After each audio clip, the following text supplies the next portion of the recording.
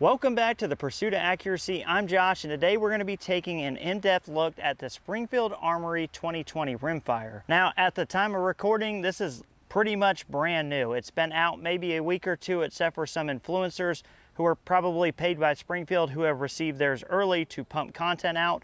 But luckily for you, I'm not paid by Springfield. I paid $400 for this synthetic model just one day ago, and I've just gotten home with it, and we are going to put it on paper together for the very first time. So to put this rifle to the test today, I have grabbed a box of basically all the match ammunition I have. We are going to shoot 5-shot groups at 50 yards. Now I'm going to cut in between those unless something happens that is noteworthy, like it jams or fails to feed. Another failure to extract. Otherwise, we're going to speed the groups up quite a bit because we have a lot of different ammunition to get through. Now, Springfield guarantees 1 inch at 50 yards, which to me is basically saying that the bullet won't come out of the barrel, do a 180, and come back and accidentally shoot you, because I really have never seen a 22 that won't shoot 1 inch at 50 yards ever. So kind of my expectation is a 1/2 inch group. I think that's kind of like the bar for an acceptable shooting rimfire. If it won't shoot 1/2 inch at 50 yards with good ammunition, then you're probably looking at something that needs to be rebarreled or just wasn't made very well to begin with. So we will get into the specs and features of this later, but pretty sure you guys are excited. I'm excited to see. Let's shoot some groups. All right, so the first 10 shots, which is going to be with Ely match, I'm not going to speed that up at all because I want you guys to get a feel of how this gun cycles, performs. So it does feed fairly well. Start at the top left.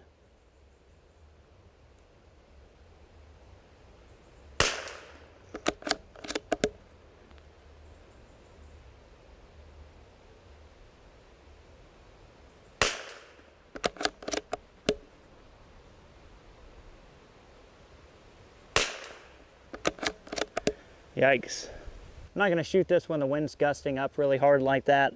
That would be kind of unfair to the rifle, but as it settles back down, we'll continue shooting.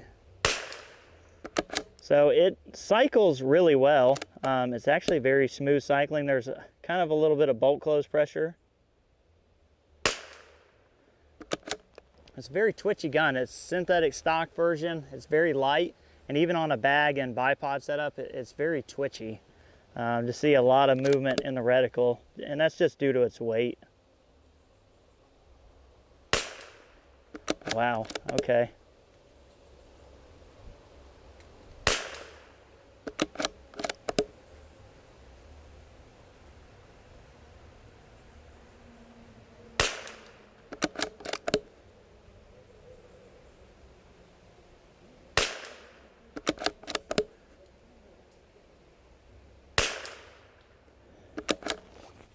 All right, so first 10, no failures.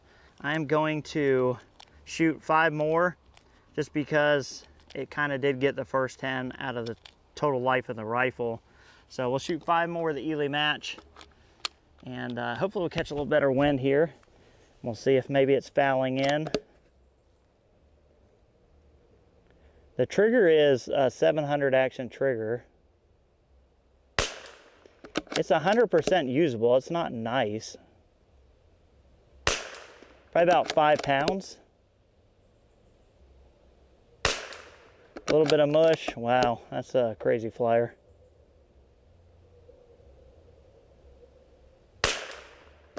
Huh. All right.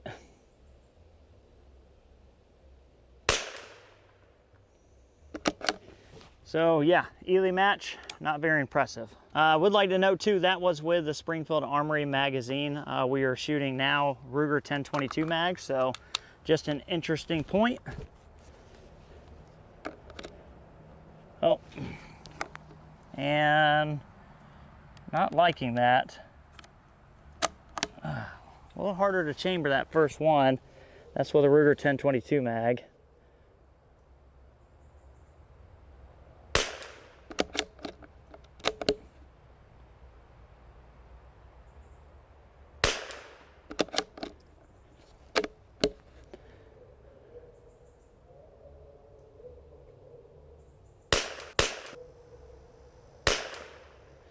Much better grouping with the 10X, but man, it's fighting me on the chambering.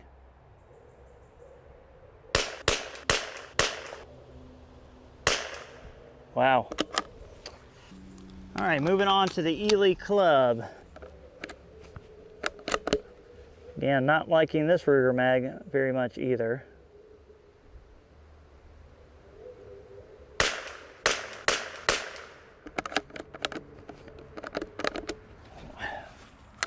All right, so what we have here is a failure to extract on the Ely Club.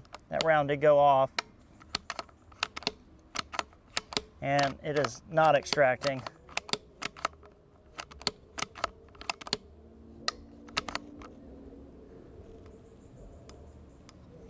All right, I'm gonna go get a tool. All right, well, I expected to be cutting through more of this than I am, but we're already having issues. We're not very far in, and we have our first failure to extract. I tried to close on it, refire, and same thing. And yeah, not looking good. All right, so not great.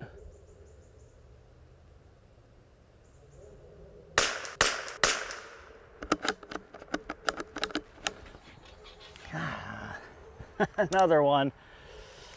Oof, that's aggravating. Another failure to extract.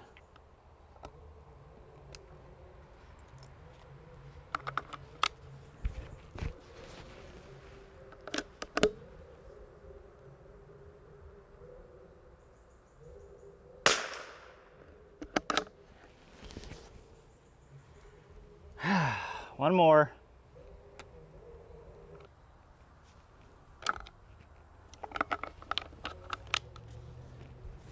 Okay, so we're at 2 failures to extract so far.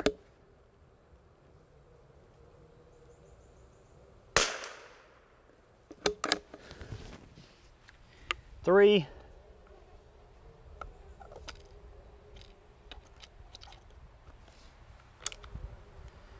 All right, so Ely Club, I think the best performing so far. Not that it was good, but failures to extract. Moving on to SK Standard Plus.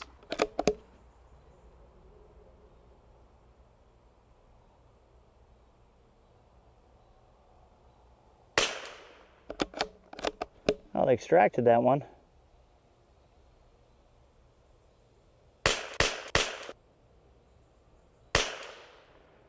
That's probably the first decent group we've had out of it.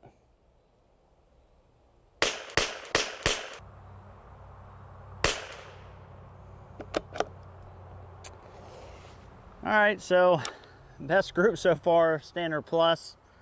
You know, not really a good group, but the best so far. Moving on to Lapua Exact.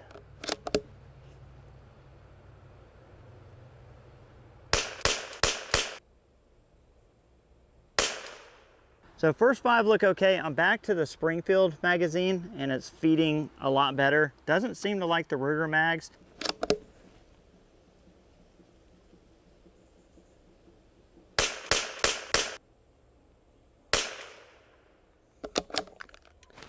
Interesting. So we're gonna go ahead and put a couple tenths of ride into it. It's been kind of shooting left. But we're gonna move on to the CCI Standard Velocity. This is probably what most of you are gonna shoot out of this rifle, so see how it does.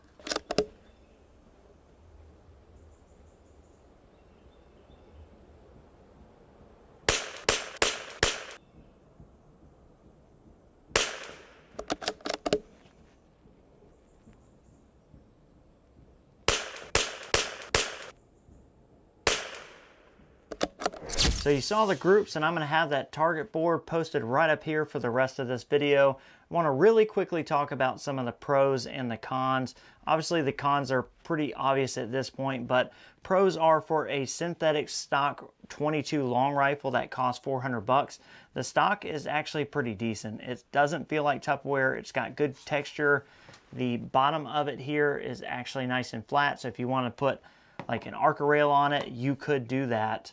The bolt is okay for the price point. It's not crazy good. The trigger is what you'd expect for $400. It's pretty mushy. There's really no defined wall. It's about 4 or 5 pounds. It's not great, but it's usable, and it is Remington 700 compatible, which is probably one of the best things they did on this rifle. So for the last Pro, because I'm not super sure it's actually a Pro anymore, but a lot of people will like the fact that it is Ruger 10/22 mag compatible. As you can see from the video, it didn't feed very well with actual Ruger mags for me. Now, the Springfield Armory one, the one that comes with it, appears to be exactly the same, but it fed a heck of a lot better. It was a lot smoother. Obviously, you're buying a bolt action rifle, you want it to be accurate. This, the way it's set up out of the box, is not. I would say average groups are around 1 inch. You know, the best group was 1/2 inch. That was basically what I would call a fluke. The worst groups were like 2 inches. And throughout the groups, we saw shifting point of impact, flyers, just all the things that say that this barrel isn't really that great, but we're not going to give up. I've got some tricks up my sleeve for part 2, and we're going to see if we can make this shoot at least 1/2 inch groups on average at 50 yards, which is basically the minimum acceptable accuracy for a 22, really no matter the cost in 2023. So would I recommend this rifle to you for an out-of-the-box shooter? Absolutely not. I would stay away from it. There's too many other good options out there. The Bergara BMR, the Tikka T1X, the CZ457, any of the Savage rifles. I think all those rifles outperform this day in, day out if you're looking for accuracy. Obviously, there's pros and cons to each one of those, but the pros far outweigh anything you're getting here, because really the only thing new about this is that this takes Remington 700 trigger, and that's great, but I think a lot of people buying this rifle at the $400 price point probably aren't going to put $200 or $300 triggers in it. I could be wrong. I would say based on the performance today, based on the performance of the other videos I've seen and people posting on Facebook, this is a 1-inch rifle at 50 yards like their guarantee implies, and don't expect a lot more than that. If you're shopping for a new Rimfire in 2023, as it stands right now, I would tell you to not buy the Springfield 2020, and I would look at one of the other rifles that I mentioned. I appreciate you guys watching. We'll catch you on the next one.